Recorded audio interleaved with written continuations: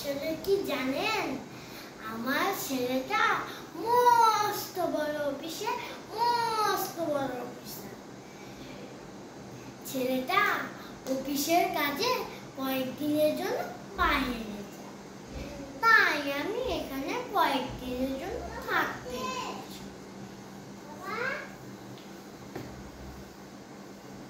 বললেন আমার ছেলে আমাকে নিতে আসবে না, এটা মোটেও ঠিক না। সময় হলে ও অবশ্যই নিতে আসবে।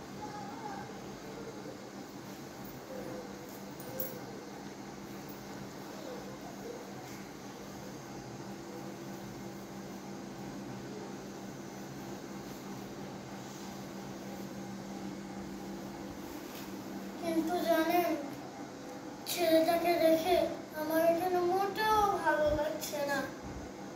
30টা দিন পার হয়ে গেল, ছেলেটা আমাকে নিতে আসলো না। দেখি একবার ফোন করে দেখি ওর অফিসের ঝামেলাটা শেষ হলো কিনা।